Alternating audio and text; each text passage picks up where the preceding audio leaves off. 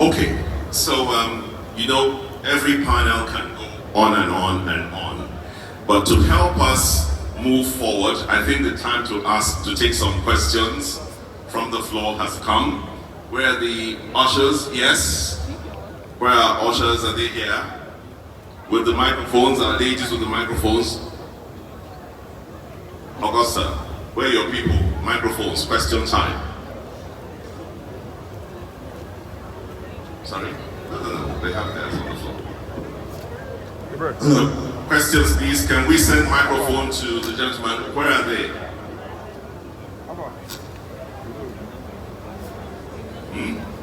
Okay, so let him ask the first question. Then there's a gentleman there in blue. Pastor, help me coordinate. Okay, thank you very much for the opportunity. My name is Mr. Hassan from TTC Hydro Limited. I want to make it simple. I have like two questions. One for transport, the other one for Manitoba. Many discussions today focus on gas shortage and these facilities, pipeline, whatever, affecting the generation. But from our investor side, we are feeling that the weakness presently the link appears to the distribution rather than the generation.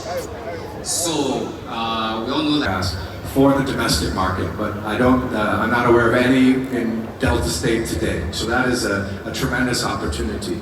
A third area, again, if I was speaking 10 years ago, there was a question on whether power generation could really work in Nigeria. Transcorp and others have shown it can work. But there's still a fear, for whatever reason, around power distribution. People are afraid to go in and do the work of supplying, say, the whole of Warri or Sapele or Akbor or Ughelli. But honestly, there's no reason that any urban city won't pay for power.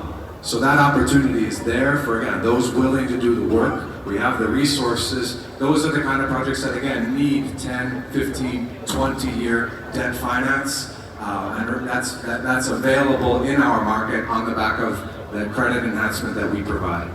Thank you. Okay, so we hear all of this. Thank you very much for joining us, Madam Okotite. Yeah? No? Uh-oh, I got it wrong. Okay, sorry, you'll introduce yourself. Yeah, when we get there.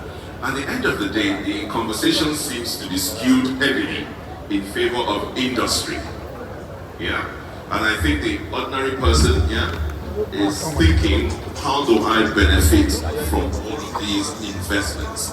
How does the average Nigerian get power? You talked about the amendment to the regulation of the policy. Yes? But before we do that, let me ask the lady to speak to us about her role as consultant to the Delta State government on the energy initiative of the government. Yeah. Thank you very much. I want to appreciate His Excellency, the Executive Governor of Delta State, for giving us the opportunity to consult for the state, to guide the state to operationalize the electricity market. So I want to say that all these things we have discussed needs a platform for regulation. And so with the Electricity Sector Policy Act of 2024 that has been passed by the State House of Assembly, we now have a platform to build an electricity market that serves everyone, both the investors and the consumers. So even though there are investors on ground to provide the funding, we need a regulatory commission that will ensure that those investors get their returns and also protects the consumers from being exploited.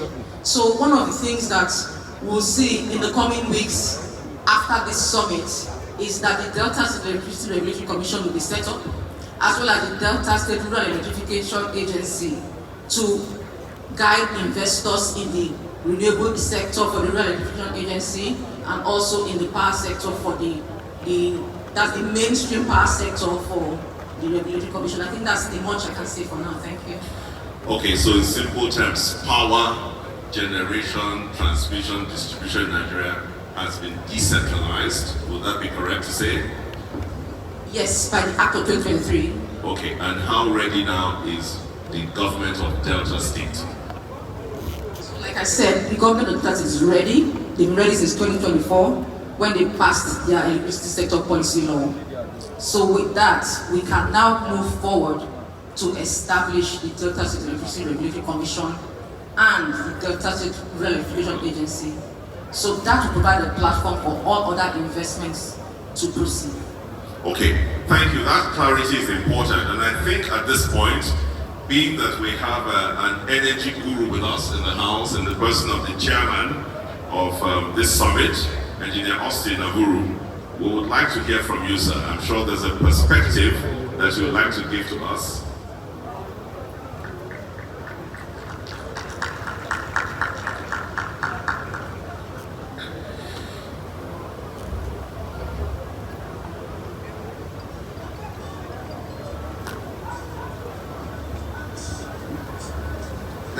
Thank you very, very much. I am sure that you will all be as impressed as I have been with the two panels I have listened to today. We thought yesterday was the main event, and we can see that with the two panels we have listened to, the government of Delta State has actually gone ahead at least to provide the building blocks for implementing almost everything we spoke about yesterday.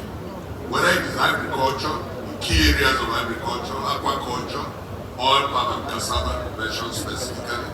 And now we are discussing power, it's power gas, so virtual gas is available through power gas. They have a border station in Ebede, and we have a consultant that is now working with the state government to be sure that when we generate 3,000 megawatts of electricity here, we don't need more than half of that to power the whole of Delta State. A Delta can buy 5 liters of fuel and wash the world magic. That's about 6,500 naira. But at the end of the month, it's asking people to pay 5,000 naira for electricity. So what is the plan in that area? Thank you very much.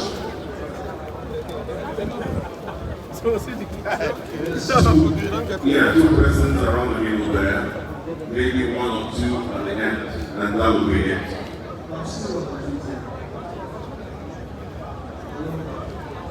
Oops. Okay.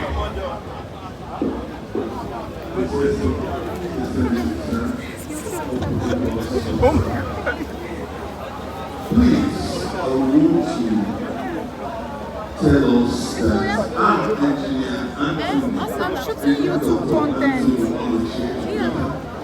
I'm the chairman of the Organization of Empire Engineers.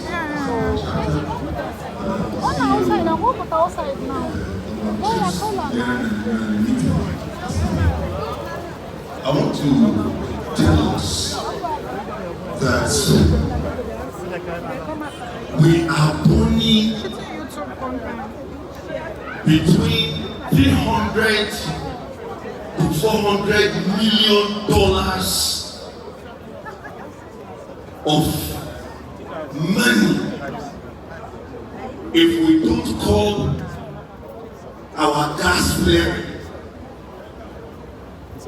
$300 to $400 millions of dollars is a terrible thing.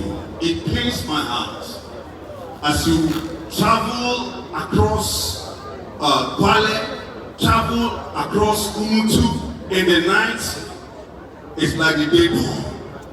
$300 to $400 million, brethren. We can stop it.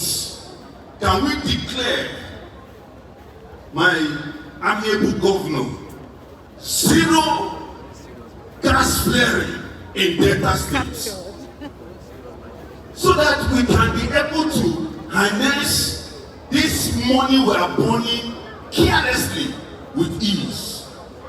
How can we do that? Who can help us with 100 million standard cubic feet day process plants? Who can help us so that we'll be able to harness these gases that we are burning to produce gas to power produce LNG. Okay. We got We it. need it now. We got Please. it. We got it. We got it. We got it. Next person, please, can you move further down the hall a little bit? Okay, just give the gentleman there. Yeah, good afternoon, everybody. Your Excellency. My name is Festus Mayo. I'm a cybersecurity expert. So, that being said, I am referring my question to the young lady that spoke about this centralization of power. I have just a few questions for you. Is there a new design for the power sector in the sense that where your KYC can be redesigned and data protection can be protected and ensure that the data is accessible from to be sure that the data will not be accessible from unauthorized persons. Affordable power, but I really want us to hear what are the strategies to address some of these critical areas that are within in the power sector. Like I highlighted again, vandalization, provision and maintenance of infrastructure and cost of power. Okay, take from the lady there and then we'll come to the chief there. Very quickly, please. Thank you very much. Honorable. Wow. Okay. Yes.